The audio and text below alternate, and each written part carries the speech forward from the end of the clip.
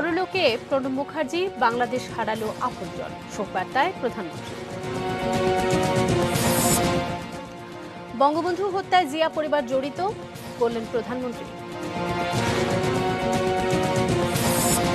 বাংলাদেশেই তৈরি হতে পারে রাশিয়ার ভ্যাকসিন, জানালেন স্বাস্থ্যমন্ত্রী। সিনহা হত্যায় নন্দদুলালের স্বীকারোক্তি, আরও একদিনের রিমান্ডে প্রদীপ।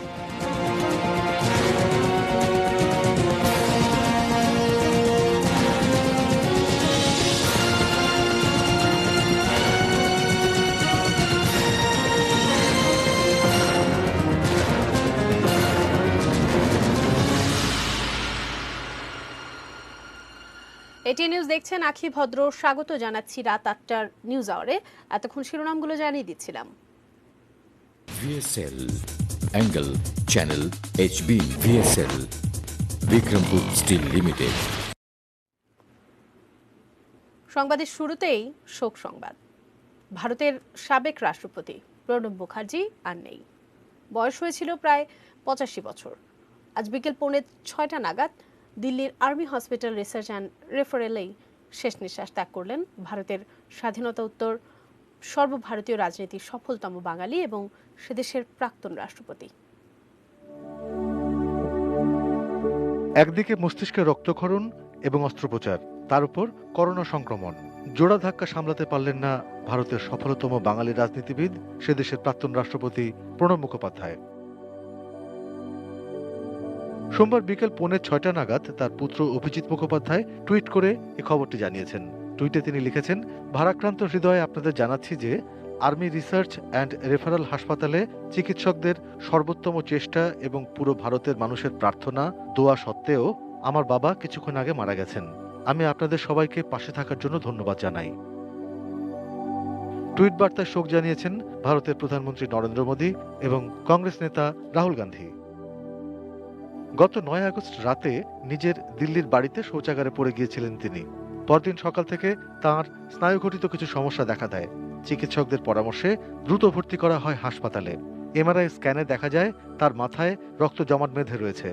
জরুরি ভিত্তিতে অস্ত্রোপচারের সিদ্ধান্ত নেন চিকিৎসকরা, কিন্তু অস্ত্রোপচারের পর অবস্থার কোনো উন্নতি হয়নি তাঁর। 13 আগস্ট থেকে তিনি গভীর কোমায় চলে যান।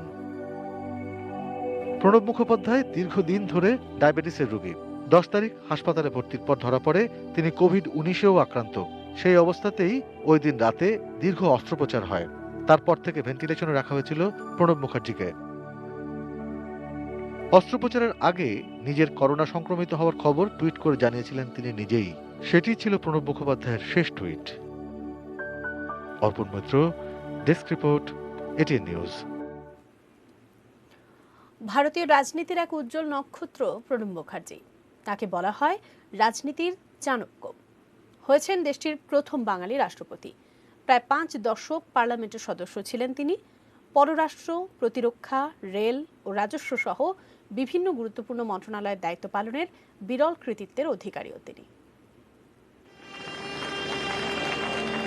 ভারতের রাজনীতির 6 দশকব্যাপী বর্ণাঢ্য কর্মজীবনে ভালো মানুষ হিসেবে পরিচিত ছিলেন তিনি। বলছি দেশটির 13তম রাষ্ট্রপতি প্রণব কুমার মুখোপাধ্যায়ের কথা। বাঙালির গর্বের, ভালোবাসা আর শ্রদ্ধার প্রণব মুখার্জি। ইংরেজ সাম্রাজ্যবাদের বিরুদ্ধে লড়াই করেছি। 1935 সালে পশ্চিমবঙ্গের বীরভূম জেলার মিরাটি গ্রামে জন্ম প্রণব মুখার্জির। বাবার নাম কামদা কিঙ্কর মুখার্জি ও মা রাজলক্ষ্মী দেবী। বাবা ছিলেন স্বাধীনতা সংগ্রামী। ইতিহাস এবং রাষ্ট্রবিজ্ঞানের স্নাতকোত্তর প্রণব মুখার্জি পড়েছেন আইন নিয়েও। এরপর কলেজে শিক্ষকতা দিয়ে কর্মজীবন শুরু। পরে কিছুদিন সাংবাদিকতাও করেছেন। বর্ণাঢ্য রাজনৈতিক জীবনে তিনি 1969 সালে প্রথম রাজ্যসভার সদস্য নির্বাচিত হন। এরপর 75, 81, 93 ও 99 সালেও রাজ্যসভায় কংগ্রেসের প্রতিনিধিত্ব করেন। ইন্দিরা গান্ধীর বিশ্বস্ত সহচর ছিলেন প্রণব। 1973 সালে কেন্দ্রীয় শিল্প উন্নয়ন উপমন্ত্রী হিসেবে প্রথম মন্ত্রিসভায় যোগ দেন। বিভিন্ন দপ্তরের দায়িত্ব পালনের পর 82 থেকে 84 পর্যন্ত ছিলেন ভারতের অর্থমন্ত্রী। ইন্দিরা গান্ধী হত্যাকাণ্ডের পর কংগ্রেসের অন্তর্দলীয় কোন্দলের শিকার হন তিনি। রাজীব গান্ধী তাকে মন্ত্রিসভায় ঠাঁই দেননি। এ সময় তিনি রাষ্ট্রীয় সমাজবাদী কংগ্রেস নামে দল গঠন করেন। তবে 89 সালে রাজীবের সঙ্গে সমঝোতায় আবারও কংগ্রেসে ফেরেন। পরবর্তী সময়ে তিনি প্রধানমন্ত্রী পিভি নরসিংহ রাওয়ের মন্ত্রিসভায় পররাষ্ট্রমন্ত্রীর দায়িত্ব পালন করেন। প্রণব মুখার্জি কংগ্রেসের পশ্চিমবঙ্গ শাখারও সভাপতি ছিলেন। 2012 সালের 22 জুলাই ভারতের প্রথম বাঙালি রাষ্ট্রপতি হন প্রণব মুখার্জি। রাষ্ট্রপতি হিসেবে তার প্রথম বিদেশ সফর ছিল বাংলাদেশেই, যেখানকার মেয়ে শুভ্রা মুখার্জি তার জীবন সঙ্গিনী। বাংলাদেশের সঙ্গে তার ছিল গভীর হৃদ্যতা। শেখ হাসিনার সর্বশেষ ভারত সফরে যাবতীয় প্রোটোকল ভেঙে তাকে রাষ্ট্রপতি ভবনেই আতিথ্য দিয়েছিলেন তার প্রিয় কাকাবাবু। সর্বমহলে গ্রহণযোগ্যতার কারণে দিল্লির সাউথ ব্লকে তার পরিচিতি ছিল ড্যামেজ কন্ট্রোল ম্যানেজার হিসেবে। অসামান্য প্রজ্ঞা, রাজনৈতিক এবং কূটনৈতিক দক্ষতা ও দূরদর্শিতায় প্রণব মুখার্জি ছিলেন উপমহাদেশের রাজনৈতিক অঙ্গনের এক অনুসরণীয় চরিত্র।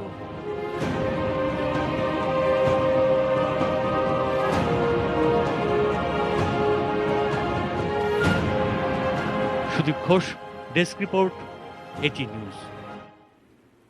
মুক্তিযুদ্ধের সহায়তা এবং স্বাধীন বাংলাদেশকে ভারতের স্বীকৃতির পেছনের অন্যতম নেপথ্য কারিগর প্রণব মুখার্জি। বঙ্গবন্ধু হত্যার পরে দিল্লিতে শেখ হাসিনার প্রবাস জীবনের বন্ধু মুখার্জি পরিবার। ৭১ রাজ্যসভার সদস্য থেকে ভারতের ১৩তম রাষ্ট্রপতির পদ যখনই যে দায়িত্বে ছিলেন, বাংলাদেশের পাশে ছিলেন নড়াইলের জামাইবাবু। ১৯৭১ মুক্তিযুদ্ধ চলছে, স্বাধীন বাংলাদেশকে আনুষ্ঠানিক সমর্থন জানায়নি কোনো রাষ্ট্রই। ঠিক এরকম সময়ে ভারতের রাজ্যসভায় বাজেট অধিবেশনে বাংলাদেশকে স্বীকৃতি দেবার আহ্বান জানান প্রণব মুখার্জি। বাংলা কংগ্রেসের প্রতিনিধি হিসেবে ১৫ জুন রাজ্যসভায় তিনি ব্যাখ্যা করেন কেন মুজিবনগর সরকারকে স্বীকৃতি দেওয়া গুরুত্বপূর্ণ। ৭১ সেপ্টেম্বরে ভারতীয় সংসদের একটি প্রতিনিধি দল পৃথিবীর বিভিন্ন দেশের কূটনীতিকদের কাছে মুক্তিযুদ্ধ এবং স্বাধীন বাংলাদেশ নিয়ে ভারতের অবস্থান ব্যাখ্যা করেন। এই দলের সদস্য ছিলেন প্রণব মুখার্জি। স্বাধীন বাংলাদেশের পক্ষে বিশ্ব জনমত গড়ে তুলতে বড় ভূমিকা রাখে ভারতের এই প্রতিনিধি দল। ৭৫-এর ১৫ আগস্ট বঙ্গবন্ধু হত্যার সময় ব্রাসেলসে ছিলেন দুই বোন শেখ হাসিনা ও শেখ রেহানা। ভারতের প্রধানমন্ত্রী ইন্দিরা গান্ধীর প্রত্যক্ষ তত্ত্বাবধানে ২৪ আগস্ট তারা দিল্লি আসেন। লন্ডন প্রবাসী শফিক সিদ্দিকের সঙ্গে বিয়ে হয় পরের বছর ভারত ছাড়েন শেখ রেহানা। স্বামী ওয়াজেদ মিয়া এবং সন্তানদের নিয়ে দিল্লিতে থেকে যান শেখ হাসিনা। সেই দুর্দিনে শেখ হাসিনা পরিবারের বন্ধু হয়েছিল মুখার্জি পরিবার। ইন্দিরা গান্ধী সরকারের মন্ত্রী প্রণব মুখার্জির বাসায় প্রায় খেলতেন শেখ হাসিনার দুই সন্তান। এমনকি দুই পরিবারের পিকনিকের কথাও নিজের আত্মজীবনী ড্রামাটিক ডিকেট বইয়ে লিখেছেন প্রণব মুখার্জি। ভারতের দীঘায় জন্ম নেওয়া প্রণব মুখার্জি ১৯৫৭ সালে বিয়ে করেন নড়াইলের মেয়ে শুভ্রাকে। নড়াইলের জামাই হিসেবে বিভিন্ন দাতব্য প্রতিষ্ঠান যেমন করেছেন, বাংলাদেশের বিভিন্ন সংকটে নিজের জায়গা থেকে চেষ্টা করেছেন বিভিন্ন আঙ্গিকে। ২০০৭ সালে সিডর পরবর্তী সময়ে বাগেরহাটে ২৮০০ পরিবারকে ঘর তুলে দিয়েছেন এই বাঙালি বাবু। সে সময় তার উদ্যোগেই চাল রপ্তানিতে নিষেধাজ্ঞা তুলে নেয় ভারত। রাষ্ট্রপতি হিসেবে দায়িত্ব নিয়ে প্রথম বিদেশ সফরে বাংলাদেশে আসেন প্রণব মুখার্জি।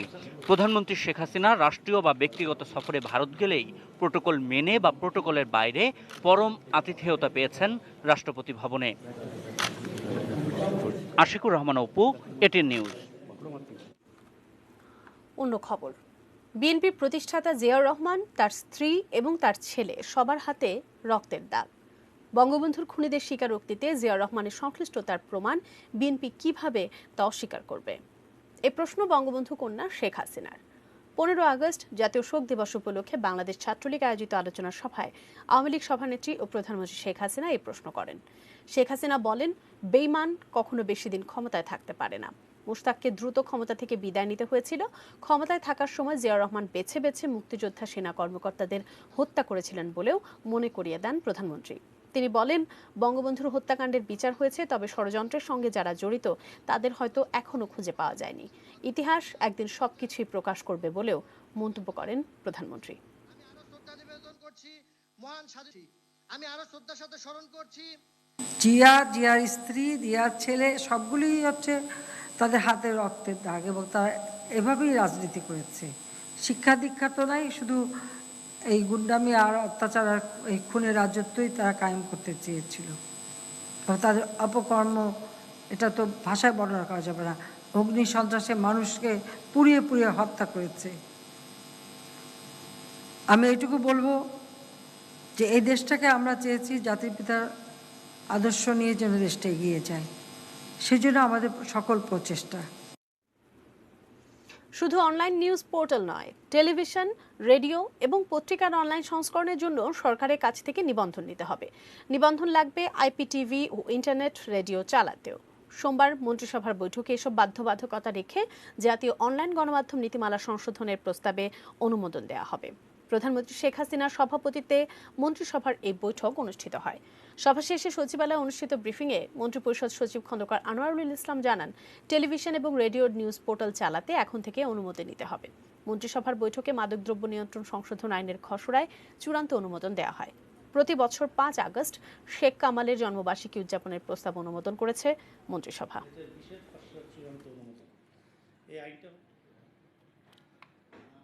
রেডিও টেলিভিশন তো অনলাইনে করার জন্য না, তারা যেই মাধ্যমে চলবে সেই মাধ্যমে, তারপরে যদি অনলাইন করতে চায় রেডিও টেলিভিশন দুটাকেই আপনার অনুমতি নিয়ে নিতে হবে। পত্রিকা যদি তার যে হার্ড কপি যা আছে সেটাই যদি অনলাইনে দেয় তাহলে তার জন্য অনুমতি লাগবে না, কিন্তু যদি ভ্যারি করে এক্সট্রা কিছু করে তাহলে অবশ্যই অনুমতি ছাড়া করতে পারবে না। বিএনপি চেয়ারপারসন খালেদা জিয়ার স্বাস্থ্যের অবস্থা এবং তার সাময়িক মুক্তির মেয়াদ বাড়ানোর আবেদনে কি আছে তা দেখে বিষয়টি বিবেচনার কথা জানিয়েছেন আইনমন্ত্রী আনিসুল হক। সকালে সচিবালয়ে গণমাধ্যম কর্মীদের কাছে মন্ত্রী বলেন, খালেদা জিয়ার পরিবারের আবেদন স্বরাষ্ট্র মন্ত্রণালয় থেকে এখনও আইন মন্ত্রণালয়ে এসে পৌঁছায়নি। আবেদন পাওয়া গেলে তা বিবেচনা করা হতে পারে। খালেদা জিয়া জামিনে নেই উল্লেখ করে চিকিৎসার জন্য তার পরিবারের পক্ষ থেকে স্বরাষ্ট্রমন্ত্রীর কাছে আবেদনের পরিপ্রেক্ষিতে তাকে নির্বাহী আদেশে জেল থেকে মুক্তি দেওয়া হয়েছিল বলে জানান আইনমন্ত্রী। সেপ্টেম্বরের 24 তারিখ এই 6 মাস শেষ হয়ে যাবে, তারা সেটার এক্সটেনশন চেয়েছেন। তিনি আমার কাছে পাঠিয়েছেন, এটা এখনো আইন মন্ত্রণালয়ে এসে পৌঁছায় নাই, পৌঁছালে আমরা বিবেচনা করব। খালেদা জিয়া কিন্তু জামিনে নাই এবং কোনো আদালতে কিন্তু তাকে জামিন দেয় নাই।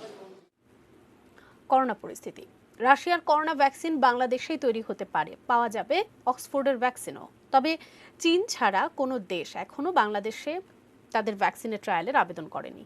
আরিফ জামালের রিপোর্ট। করোনা মোকাবেলায় এখন পর্যন্ত ভরসা ভ্যাকসিন বা টিকা। বিশ্ব স্বাস্থ্য সংস্থার তথ্য অনুযায়ী করোনা সেই টিকা বানাতে 170টিরও বেশি দেশ বা প্রতিষ্ঠান কাজ করছে। এর মধ্যে 30টির বেশি ভ্যাকসিনের ক্লিনিক্যাল ট্রায়াল বা মানবদেহে পরীক্ষা চলছে। সুখবর হচ্ছে, চীনের ভ্যাকসিন অগ্রাধিকার ভিত্তিতে পাবে বাংলাদেশ। ইতিমধ্যে তাদের ভ্যাকসিনের তৃতীয় ধাপের ট্রায়াল এদেশে করার অনুমতি দিয়েছে সরকার। সোমবার সচিবালয় স্বাস্থ্যমন্ত্রী জানিয়েছেন, অক্সফোর্ডের ভ্যাকসিন আনতে বেসরকারিভাবে চুক্তি হয়েছে, সরকারিভাবে আনারও চেষ্টা চলছে। অক্সফোর্ড ভ্যাকসিনও বাংলাদেশে দেওয়ার প্রতিশ্রুতি আমরা পেয়েছি। সেটা ভারতের সেরাম কোম্পানি তৈরি করছে এবং ভ্যাকসিনকো এই ভ্যাকসিনটি সেরামের সাথে মিলে যৌথভাবে বাংলাদেশে দেওয়ার ব্যবস্থা নেবে। এদিকে রাশিয়ার ভ্যাকসিনের জন্য পররাষ্ট্র মন্ত্রণালয়ের মাধ্যমে সে দেশের স্বাস্থ্যমন্ত্রীর কাছে চিঠি পাঠানো হচ্ছে বলে জানিয়েছেন স্বাস্থ্যমন্ত্রী জাহিদ মালেক। তারা বলেছে যে তারা G2G করতে চায় এবং যদি বাংলাদেশে এখানে ভ্যাকসিন তৈরি করার ফ্যাসিলিটি যদি থাকে তাহলে পরে তারা বাংলাদেশেও তৈরি করার জন্য অনুমোদন দিতে পারে। বাংলাদেশে বেশ কয়েকটি কোম্পানির ফ্যাসিলিটি আছে ভ্যাকসিন তৈরি করার। স্বাস্থ্যমন্ত্রী আরও জানান, দক্ষিণ কোরিয়া বাংলাদেশকে করোনা পরীক্ষার PCR মেশিন ও টেস্টিং কিট দেওয়ার প্রতিশ্রুতি দিয়েছে। অ্যান্টিজেন টেস্টের কিটও দেবে তারা। $8 লক্ষ কিটস আমাদেরকে ওনারা দিবেন। এদিকে জাতীয় প্রেস ক্লাবে এক আলোচনা সভা শেষে পররাষ্ট্রমন্ত্রী ডক্টর একে আব্দুল মোমেন বলেছেন, যারা আগে বানাবে তাদের কাছ থেকেই করোনার ভ্যাকসিন আনার চেষ্টা করা হবে। যদি ভ্যাকসিনটা বের হয় তাতে আমরা আমাদের জনগণকে কত তাড়াতাড়ি এই ভ্যাকসিনটার সেবা দিতে পারি সেই পারে আমরা সচেষ্ট। এখন সেইখানে যারা তৈরি করবেন আগে তাদেরটা আমরা আনার জন্য, যে কোনো দেশ আপনার আনার জন্য আমরা চেষ্টা করছি। Arif Jamal, ATN news, Dhaka. করোনায় আরও 33 জনের মৃত্যু হয়েছে, আর এ নিয়ে দেশে করোনা আক্রান্ত হয়ে মোট মৃত্যু হলো 4,281 জনের। সোমবার করোনা পরিস্থিতি নিয়ে সংবাদ বিজ্ঞপ্তিতে এই তথ্য জানায় স্বাস্থ্য অধিদপ্তর। 24 ঘন্টায় দেশের 92টি ল্যাবে 12,454 জনের নমুনা পরীক্ষা হয়েছে, আর তাতে নতুন করে করোনা শনাক্ত হয়েছে 2,174 জন। 24 ঘন্টায় শনাক্তের হার 17.46%। মোট শনাক্তের সংখ্যা 3,12,996। সবশেষ 2,980 জনকে নিয়ে মোট সুস্থ হয়েছেন 2,04,887 জন। করোনা শনাক্তে অ্যান্টিবডি ও অ্যান্টিজেন টেস্ট পদ্ধতি চালু করতে টেকনিক্যাল কমিটির সুপারিশ দ্রুত বাস্তবায়ন করতে স্বাস্থ্য মন্ত্রণালয়কে চিঠি দিয়েছে করোনা সংক্রান্ত টাস্কফোর্স। সোমবার পাঠানো ওই চিঠিতে করোনা টেস্টে সরকারি হাসপাতালে ফি না নেবার সিদ্ধান্ত বিবেচনা করতে বলা হয়েছে। তবে বাসায় গিয়ে নমুনা সংগ্রহে ফি বজায় রাখার প্রস্তাব রাখা হয়েছে। এর পাশাপাশি লাইসেন্স ছাড়া কোনো হাসপাতাল পরিচালনা থেকে বিরত রাখতে বলা হয়েছে। স্বাস্থ্য অধিদপ্তরের টেকনিক্যাল কমিটি জুলাই-আগস্ট মাসে 3 দফায় এই বিষয়গুলো সহ বেশ কিছু সুপারিশ করেছিল। সেই সুপারিশগুলো বাস্তবায়ন করতে মন্ত্রণালয়কে এই চিঠি দিল করোনা সংক্রান্ত জাতীয় টাস্কফোর্স। অবসরপ্রাপ্ত মেজর সিনহা হত্যা মামলার অন্যতম আসামি বরখাস্ত ওসি প্রদীপ কুমার দাসের আরও একদিন রিমান্ড মঞ্জুর করেছেন আদালত। একই দিনে আদালতে 164 ধারার স্বীকারোক্তিমূলক জবানবন্দি দেন মামলার 3 নম্বর আসামি নন্দদুলাল রক্ষিত। বিস্তারিত জানাচ্ছেন কক্সবাজার প্রতিনিধি অর্পণ বড়ুয়া। 3 দফায় 14 দিনের রিমান্ড শেষে নন্দদুলাল রক্ষিতকে সোমবার সকাল 10:15টায় নেওয়া হয় সিনিয়র জুডিশিয়াল ম্যাজিস্ট্রেট তামান্না ফারার খাস কামরায়। সেখানে বিকাল 3:30টা পর্যন্ত জবানবন্দি দেন তিনি। তৃতীয় দফা রিমান্ড শেষে বেলা 2টার দিকে আসামি প্রদীপকে আদালতে নিয়ে ফের একদিনের রিমান্ড আবেদন করেন মামলার তদন্ত কর্মকর্তা। উভয় পক্ষের শুনানি শেষে রিমান্ডের অনুমতি দেন আদালত। মঞ্জুর করেছেন, এটাই ঠিক আছে, আমরা একদিনে চাইছি একদিনের রিমান্ড। তবে প্রদীপকে ফের রিমান্ড দেয় অসন্তোষ প্রকাশ করেন তার আইনজীবী। আজকের এই অর্ডারটি খুবই আনফরচুনেট একটি অর্ডার, বিকজ লাস্ট ওদের মতোই তারা অলরেডি 16 ডেজ এক্সস্ট করে ফেলেছে রিমান্ডে। ওদের কথা মতে অর্ডার দেওয়া হয়েছিল 6 তারিখ, তো আপনার অ্যাটলিস্ট আজকে 25 দিন সে রিমান্ডে আছে। How is it possible? বাদী পক্ষের আইনজীবী বলেন, প্রদীপ দীর্ঘদিন আইন শৃঙ্খলা বাহিনীতে কর্মরত থাকায় তার কাছ থেকে তথ্য পেতে সময় লাগছে। ওর থেকে কথা বাইর করা বা স্বীকৃতি আদায় করা অত্যন্ত কঠিন ব্যাপার হয়ে দাঁড়িয়েছে আমাদের জন্য। তাই তার ওই তো গুরুত্বপূর্ণ কথাগুলো, গুরুত্বপূর্ণ ইনফরমেশনগুলো পাওয়ার জন্য আমাদের আরও রিমান্ডের দরকার। এগুলো আমরা আদালতকে কনভিন্স করতে পেরেছি। এদিকে একই পরিবারের 3 জনকে হত্যার অভিযোগে টেকনাফ থানায় ওসি প্রদীপ কুমার দাস সহ 41 জনের বিরুদ্ধে আরেকটি হত্যা মামলা হয়েছে। বাড়ি থেকে ধরে নিয়ে যাওয়ার সময় টেকনাফ থানার ওসি, বরখাস্তকৃত ওসি প্রদীপ কুমার দাস এবং মশিউর রহমান বাড়ির অন্যান্য সদস্যদেরকে বলেন যে আপনারা 50 লক্ষ টাকা নিয়ে আসেন, যদি দিতে না পারেন এদেরকে লাশ আপনাদেরকে দেওয়া হবে। অর্পণ বড়ুয়া, এটিএন নিউজ, কক্সবাজার। বাজেটের বিরতি দিচ্ছি, এরপর জানিয়ে ফিরছি।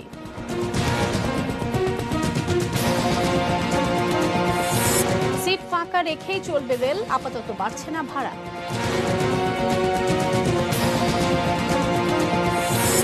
ফেরদৌস আহমেদ কুরেশি আর নেই।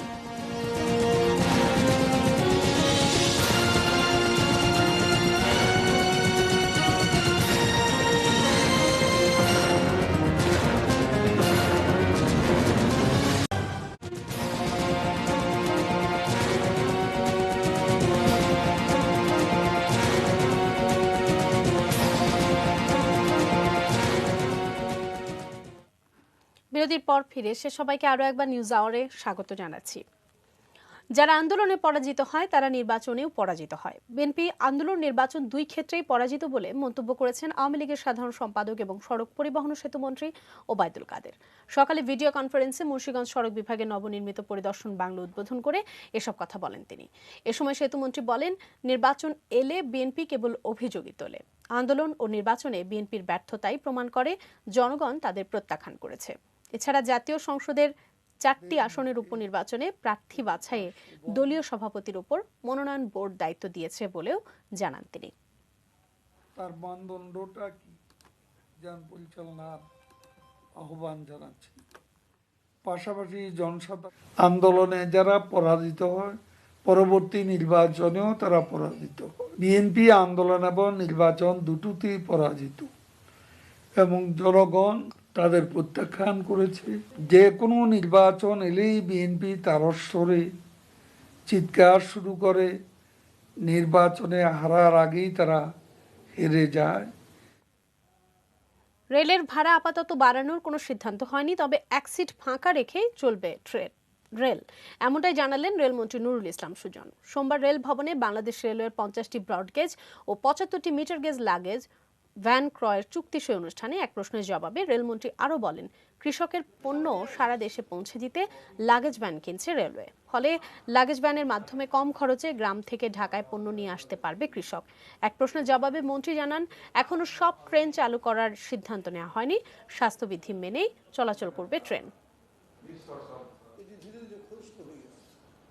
এটা শুধু আমাদের ইনফ্রাস্ট্রাকচার, যেটা আমাদের যে অবকাঠামো, রেল লাইন, আমরা এখন পর্যন্ত রেলওয়ে ভাড়া বাড়ানোর কোনো সিদ্ধান্ত আমরা গ্রহণ করি নাই। তবে আমরা ভবিষ্যতে আমরা এটার উপর কাজ করছি। আমরা একটা করে এখন পর্যন্ত সিট খালি রেখে কিন্তু আমরা, যদিও গণপ্রহরী কোনো অংশ হিসাবে আমাদের যে বাস বা অন্যান্য পরিবহন, সেই পরিবহনে সেটি তারা প্রত্যাহার করেছে এবং ভাড়া আগের পর্যায়ে গেছে, কিন্তু রেল আমরা এখন পর্যন্ত সেই সিদ্ধান্ত গ্রহণ করি নাই। দেশে আনার পর সিএমএইচ এর হিমঘরে রাখা হয়েছে সেক্টর কমান্ডার সিআর দত্ত বীর উত্তমের মরদেহ। আগামীকাল তার শেষকৃত্য সম্পন্ন হবে বলে জানিয়েছেন স্বজনরা। এর আগে সকাল 8:40 রাষ্ট্রীয় মর্যাদায় হযরত শাহজালাল আন্তর্জাতিক বিমানবন্দরে গ্রহণ করা হয় মুক্তিযুদ্ধের 4 নম্বর sector commander major general Chittaranjan দত্তের মরদেহ। আগামীকাল সকাল 7:30টায় তার মরদেহ বনানী ডিওএইচএস এর 2 নম্বর সড়কের 49 নম্বর বাড়িতে নেওয়া হবে। সেখান থেকে সর্বসাধারণের শ্রদ্ধা নিবেদনের জন্য ঢাকেশ্বরী মন্দির চত্বরে নিয়ে যাওয়া হবে, আর সেখানে তাকে রাষ্ট্রীয় ও সামরিক সম্মাননা প্রদান করা হবে। এরপর বেলা 11টায় রাজারবাগ শ্মশানে তার শেষকৃত্য সম্পন্ন হওয়ার কথা রয়েছে। গত মঙ্গলবার যুক্তরাষ্ট্রের ফ্লোরিডার একটি হাসপাতালে চিকিৎসাধীন অবস্থায় 93 বছর বয়সী সিআর দত্ত মৃত্যুবরণ করেন। রাজনৈতিক দলগুলোর আপত্তির মুখে স্থানীয় সরকার প্রতিষ্ঠানের নাম পরিবর্তনের সিদ্ধান্ত থেকে সরে এলো নির্বাচন কমিশন। সেই সাথে স্থানীয় সরকার আইনের চূড়ান্ত খসড়া প্রস্তুত করেছে ইসি। সোমবার প্রধান নির্বাচন কমিশনারের নেতৃত্বে বৈঠক করে কমিশন। এর আগে রাজনৈতিক দলের নিবন্ধন আইন 2020-এর খসড়ায় ইউনিয়ন পরিষদকে পল্লী পরিষদ, পৌরসভাকে নগর সভা আর সিটি কর্পোরেশনকে মহানগর সভা নামে প্রস্তাব করে কমিশন। সেই সাথে ইউনিয়ন পরিষদ চেয়ারম্যানের বদলে পল্লী পরিষদ প্রধান, পৌরসভার মেয়রের বদলে পুরাধ্যক্ষ আর সিটি কর্পোরেশনের মেয়রের বদলে মহানগর আধিকারিক নাম প্রস্তাব করা হয়।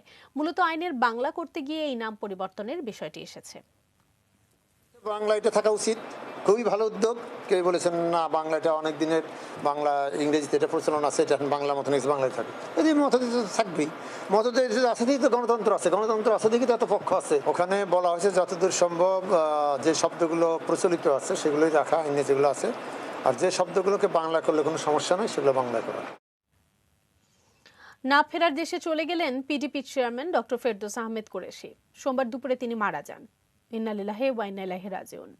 60-এর দশকের ছাত্রনেতা কুরেশি তৎকালীন অবিভক্ত পাকিস্তান ছাত্রলীগের সভাপতি ছিলেন। তিনি 1961 সালে ডাকসুর ভিপি নির্বাচিত হন। 6 দফা ও 11 দফা ভিত্তিক ছাত্র গণ আন্দোলন, 69-এর গণ অভ্যুত্থানে ভূমিকা রেখেছেন ফেরদৌস আহমেদ কুরেশি। 71-এ মুক্তাঞ্চল থেকে মুক্তিযুদ্ধের মুখপাত্র হিসেবে দেশ বাংলা পত্রিকা বের করেন। ওই সময় থেকেই তিনি পত্রিকাটির সম্পাদকের দায়িত্বে ছিলেন। জিয়াউর রহমান বাংলাদেশ বিএনপি গঠন করলে দলটির প্রথম যুগ্ম মহাসচিব হন তিনি। 2007 সালে তিনি গঠন করেন প্রগতিশীল গণতান্ত্রিক দল পিডিপি। 111-এর সে সময় যা কিংস পার্টি হিসেবে পরিচিতি পায়। আমৃত্যু তিনি ওই দলের চেয়ারম্যানের দায়িত্বে ছিলেন। 2015 সালের 21 অক্টোবর ব্রেন স্ট্রোকে আক্রান্ত হন এই রাজনীতিক।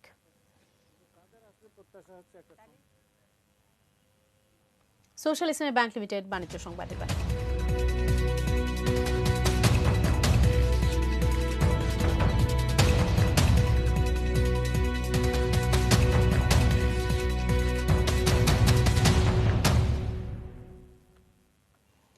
পপুলার লাইফ ইন্স্যুরেন্স কোম্পানি লিমিটেডের প্রতিষ্ঠাতা এবং পূবালী ব্যাংকের সাবেক ভাইস চেয়ারম্যান বিশিষ্ট শিল্পপতি গিয়াসউদ্দিন আহমেদের 10ম মৃত্যুবার্ষিকী উপলক্ষে কোম্পানির প্রধান কার্যালয়ে আলোচনা সভা, মিলাদ ও দোয়া মাহফিলের আয়োজন করা হয়।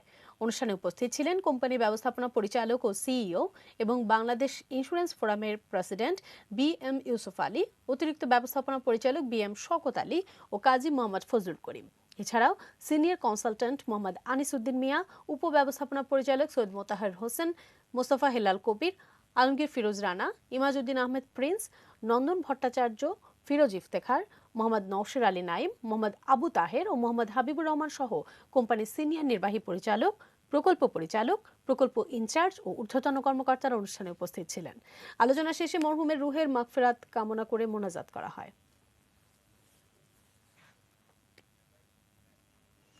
মেটাল প্রেজেন্স কৃষি সংবাদ, সুজলা সুফলা।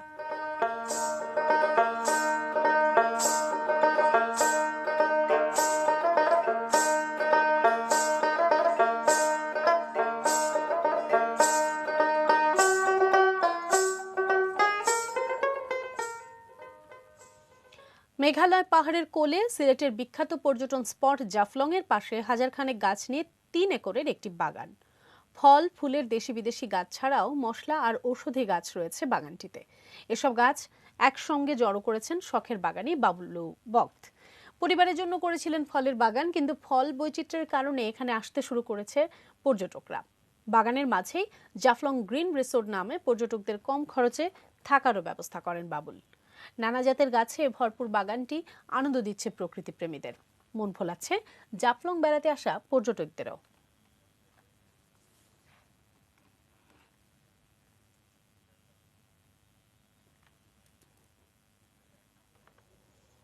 বাজেশ্রী বিরতি নিচ্ছি, আবারও এরপর জানিয়ে ফিরছি।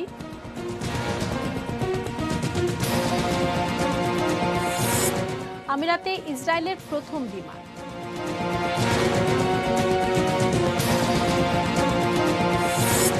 ব্যাটিংয়ের ধারাবাহিকতা ধরে রাখতে চান লিটন।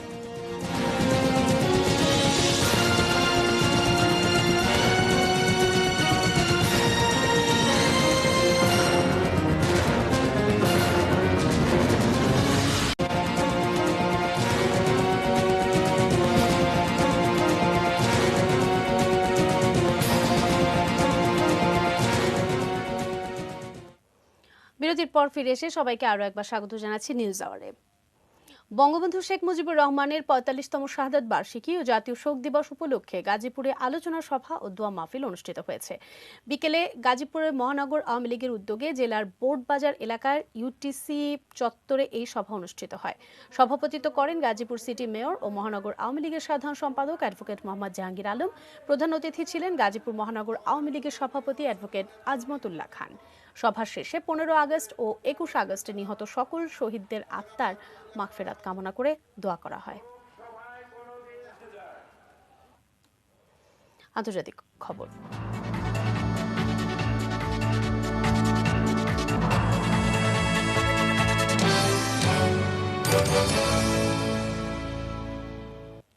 সংযুক্ত আরব আমিরাতে পৌঁছেছে ইসরায়েলের প্রথম বাণিজ্যিক ফ্লাইট। শান্তি চুক্তির পর দুই দেশের মধ্যে সম্পর্ক উন্নয়নের ক্ষেত্রে এটিকে একটি উল্লেখযোগ্য পদক্ষেপ হিসেবে ধরা হচ্ছে।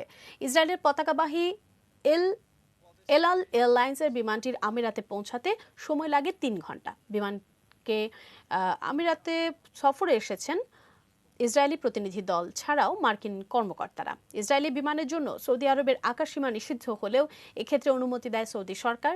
চলতি মাসের গোড়ার দিকে সরাসরি টেলিফোন সংযোগ স্থাপনের মাধ্যমে ইসরায়েলের সঙ্গে সম্পর্ক উন্নয়ন শুরু করে আমিরাত। মধ্যস্থতা করে যুক্তরাষ্ট্র। ১৯৪৮ সালে ইসরায়েলের জন্মের পর আমিরাত হচ্ছে মধ্যপ্রাচ্যের তৃতীয় দেশ যারা ইসরায়েলকে স্বীকৃতি দিল।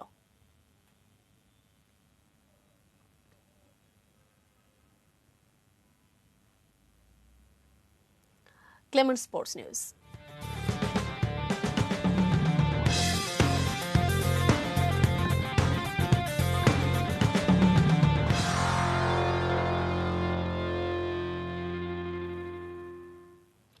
ব্যাটিংয়ে ধারাবাহিক থাকতে চান ওপেনার লিটন কুমার দাস। শ্রীলঙ্কা সফরের প্রস্তুতিটা দেশেই ভালোভাবে সেরে নেওয়ার ইচ্ছা এই ব্যাটসম্যানের। সেন্টার উইকেটে ব্যাটিং শেষে এসব কথা জানান লিটন। বলার থেকে শুরু করে ব্যাটসম্যান মানে যারা 11-এ খেলবে তারাই সবাই ব্যাকফুটেই থাকবে, কারণ অনেকদিন একটা গ্যাপ। তো আমার মনে হয় যে আমি আগের যে সিরিজটা খেলেছি সেখানে একটা কনফিডেন্স আছে, অবশ্যই ওভার কনফিডেন্স নেই আমার, কারণ প্রতিটা ম্যাচেই অনেক ইম্পর্ট্যান্ট এবং একটা আউট হওয়ার জন্য একটা বল যথেষ্ট, যেটা আমি সবসময় মনে করি, বিলিভ করি। এজন্য প্রতিটা বল ফোকাস দিয়ে খেলতে হয়। তো আমি চেষ্টা করতেছি প্র্যাকটিসে এখানে এসে যেমন ওই মনোযোগটা আমি নিয়ে আসতে পারি, যে আগে সিরিজটা যেভাবে আমি শেষ করেছি মনোযোগ দিয়ে, ওই মনোযোগটা যেন আমি আবার মাঠে ফিরিয়ে আনতে পারি। মিরপুরে ফিরতে পারে তো এখানে নিজেকে অনেক ভালো লাগছে, কারণ অনেকদিন পর ক্রিকেট ব্যাট ধরতে পারতেছি আর ব্যাটিং করতে পারতেছি। এটা হচ্ছে সবচেয়ে বড় জিনিস, যে উইকেটের মধ্যে ব্যাটিং করা। এই জিনিসটা রিলিফ দিচ্ছে অনেকখানি, যে না সামনে হয়তো ক্রিকেট আছে, এবং আসলেই ক্রিকেট আছে সামনে। চেষ্টা করব সামনে যে সিরিজটা আছে সেখানে এখান থেকে যেন প্রিপারেশনগুলো নিয়ে ওখানে ভালো কিছু করা যায়। শেষ করব, তবে যাবার আগে এক নজরে শিরোনামগুলো দেখে নেব আরেকবার। পরলোকে প্রণব মুখার্জি, বাংলাদেশ হারালো আপনজন, শোকবার্তায় প্রধানমন্ত্রী। বঙ্গবন্ধু হত্যায় জিয়া পরিবার জড়িত, বললেন প্রধানমন্ত্রী। বাংলাদেশেই তৈরি হতে পারে রাশিয়ার ভ্যাকসিন, জানালেন স্বাস্থ্যমন্ত্রী। সিনহা হত্যায় নন্দদুলালের স্বীকারোক্তি, আরও একদিনের রিমান্ডে প্রদীপ। সিট ফাঁকা রেখে চলবে রেল, আপাতত বাড়ছে না ভাড়া। ফেরদৌস আহমেদ কুরেশি আর নেই।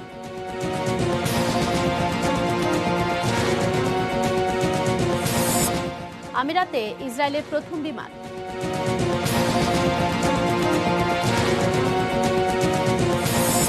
এবং ব্যাটিংয়ের ধারাবাহিকতা ধরে রাখতে চান লিটন।